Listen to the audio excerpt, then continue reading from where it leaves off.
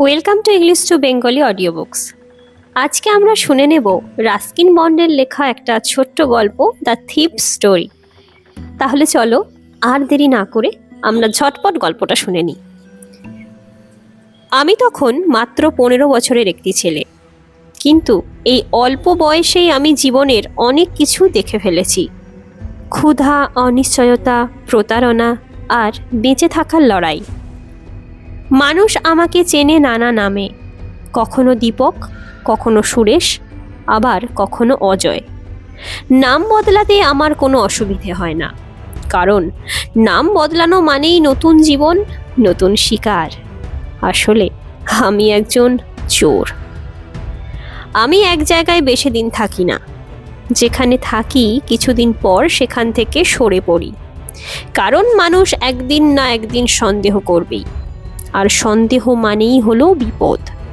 তাই আমার জীবনের নিয়ম খুব সহজ, কাজ শেষ হলে চলে যাও। একদিন দুপুরবেলা আমি এক কুস্তির মাঠে গিয়ে হাজির হলাম। সেখানে একজন যুবক কুস্তি লড়ছিল, গায়ে হালকা শার্ট, মুখে আত্মবিশ্বাসী হাসি। তার নাম অনিল। কুস্তি শেষ করে সে যখন বিশ্রাম নিচ্ছিল, আমি তার কাছে গিয়ে নিজেকে খুব সাধারণ নিরীহ এক ছেলের মতো তুলে ধরলাম। আমি বললাম, আমার নাম হরি সিং, আমি কাজ খুঁজছি। অনিল আমাকে একবার ভালো করে দেখল। তার চোখে কোনো সন্দেহ ছিল না, বরং এক ধরনের সরলতা ছিল। সে বলল, আমি বেশি কিছু দিতে পারবো না, তবে তুমি যদি আমার সঙ্গে থাকতে চাও, কিছু না কিছু শেখার সুযোগ পাবে। এই কথাটাই আমার সবচেয়ে ভালো লেগেছিল, শেখার সুযোগ। আমি বুঝেছিলাম এই লোকটা শুধু ভালো মানুষই নয়, ভীষণই বিশ্বাসী, আর বিশ্বাসী মানুষই চোরেদের সবচেয়ে বড় শিকার। সেদিন থেকেই আমি অনিলের সঙ্গে থাকতে শুরু করলাম। সে একজন লেখক, ম্যাগাজিন আর পত্রিকার জন্য গল্প আর প্রবন্ধ লেখে। খুব বেশি রোজগার তার হয় না, কিন্তু যা পায় তা দিয়ে সে আনন্দে জীবন কাটায়। আমার কাজ ছিল বাজার করা আর রান্না করা। তবে সত্যি বলতে কি, আমি রান্নায় ভীষণই খারাপ ছিলাম। প্রায়ই আমি বাজার থেকে জিনিস কিনে কিছু টাকা নিজের পকেটে ঢুকিয়ে নিতাম। অনিল সেটা বুঝতো, তবু সে কখনো কিচ্ছু বলতো না, শুধু হেসে বলতো, ঠিক আছে, একদিন ঠিক রান্না শিখে যাবে। এই ব্যবহারটা আমাকে অস্বস্তিতে ফেলতো, কারণ আমি অভ্যস্ত ছিলাম সন্দেহ, গালাগালি আর মারধরের সঙ্গে। কিন্তু অনিল কিছুই করতো না। সে আমাকে পড়তে শিখিয়েছিল, লিখতে শিখিয়েছিল। সন্ধ্যাবেলায় আমরা একসঙ্গে চা খেতাম, গল্প করতাম। আমি ধীরে ধীরে বুঝতে পারছিলাম এই মানুষটা আলাদা। তবু আমার ভিতরের চোরটা জেগেছিল। আমি জানতাম অনিলের কাছে মাঝে মাঝে টাকা আসে, যখন কোনো লেখা ছাপা হয়। একদিন সন্ধ্যাবেলায় সে জানালো সে একটি গল্পের জন্য ভালো টাকা পেয়েছে। সেই রাতে আমি সিদ্ধান্ত নিলাম, আজই আমি ওকে ঠকাবো। রাত গভীর হলে, যখন অনিল ঘুমে আচ্ছন্ন ছিল, আমি নিঃশব্দে উঠে পড়লাম। ঘরের কোণে রাখা ট্রাঙ্কের ভেতর টাকা রাখা ছিল। আমি খুব সাবধানে ট্রাঙ্ক খুলে নোটগুলো বের করলাম। মোট 600 টাকা। আমার বুক ধড়ফড় করছিল। টাকা হাতে নিয়ে আমি চুপি চুপি দরজা খুলে বেরিয়ে পড়লাম। বাইরে তখন বৃষ্টি নেমেছে, অন্ধকার রাস্তা, ঝমঝম শব্দ। আমি দৌড়াতে শুরু করলাম। মনে মনে ভাবছিলাম, এখন আমি স্বাধীন। নতুন শহর, নতুন নাম, নতুন জীবন। কিন্তু বৃষ্টির মধ্যে দাঁড়িয়ে হঠাৎ আমার মাথায় অনিলের কথা ভেসে উঠল।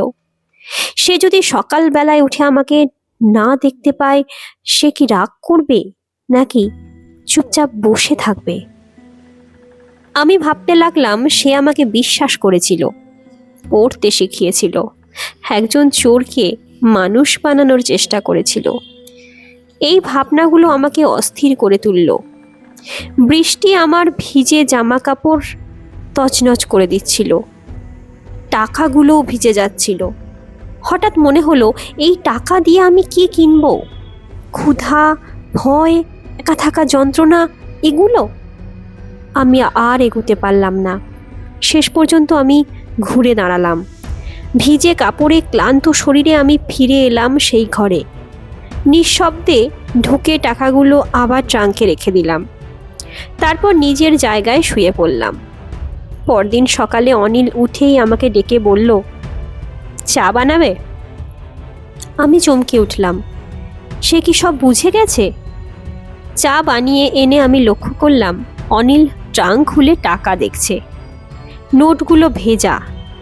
সে নিশ্চয়ই বুঝতে পেরেছে যে কি ঘটেছে, কিন্তু সে কিছুই বলল না। চা খেতে খেতে সে শুধু বলল, আজ থেকে আমি তোমাকে নিয়মিত লেখাপড়া শেখাবো, আর রান্নার টাকাটা আর কেটে নেবে না, ঠিক আছে? আমি মাথা নিচু করে বললাম, ঠিক আছে। সেই মুহূর্তেই আমি বুঝে গেলাম অনিল জানে আমি চুরি করেছিলাম, কিন্তু সে আমাকে শাস্তি দেয়নি, কারণ সে আমাকে হারাতে চায়নি। সেদিন প্রথমবার আমার মনে হলো চুরি না করেও বেঁচে থাকা যায়। আমি জানতাম আমি এখনো পুরোপুরি ভালো মানুষ হয়ে উঠিনি, কিন্তু অনিলের কাছে থাকার মানে ছিল নতুন পথের শুরু, বিশ্বাসের পথ। আর সেই পথটাই হয়তো জীবনের সবচেয়ে কঠিন কিন্তু সবচেয়ে সুন্দর পথ। এখানেই গল্পটা শেষ হয়।